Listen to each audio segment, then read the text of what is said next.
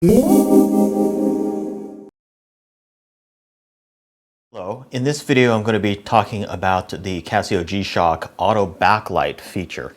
And this watch is the G6900A in yellow with the tough solar feature. And I think the auto backlight feature in conjunction with the tough solar feature is really a cool feature. So first let me demo it by moving the light so that the watch is in the dark. Now as I do that, if I move my wrist up to look at the time, you'll notice that the backlight turns on automatically. So it automatically senses the angle of the watch as well as the amount of light that's in the room, and it'll turn on the backlight appropriately when I look at the time.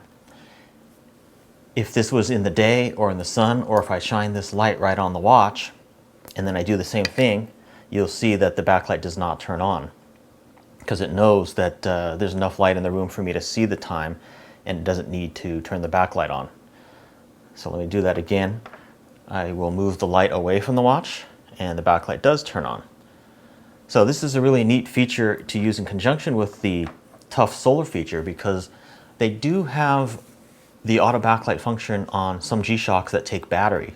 But however, it turns off automatically after about 6 hours so as to not waste the battery, because the ones that do not have solar don't have the photo sensor.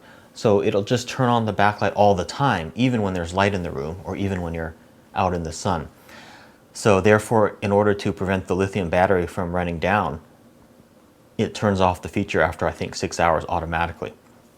However, on a tough solar model, it can stay on all the time because the tough solar feature also incorporates a photo sensor, so it knows how much light is in the room, and therefore it will only turn the backlight on when you really need it. So you could conceivably never push a button on your watch and you can always see the time night or day.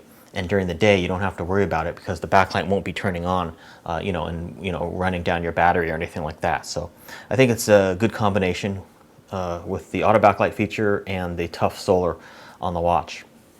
Also, the photo sensor on the watch is good in that it'll automatically, if you have power save mode on the watch, if you have that activated, at night, in the middle of the night, it'll actually turn off the watch completely, turn off the display in order to save battery power. And then when there's more light, like when the sun comes up or whatever, it'll turn on. Or if you start using the watch and it senses that there's light and stuff, it'll turn on. So it's a good combination of features, and I think the G-Shock auto backlight feature is really cool, especially on a watch that has tough solar. And it uses a combination of the photoelectric or photo sensor of the tough solar feature, as well as an angle sensor that's built inside the watch. So it senses that whether, when it's parallel to the ground and then I go like this, it senses that and knows to turn the backlight on automatically. So I just wanted to do this short video and talk about the G-Shock auto backlight function.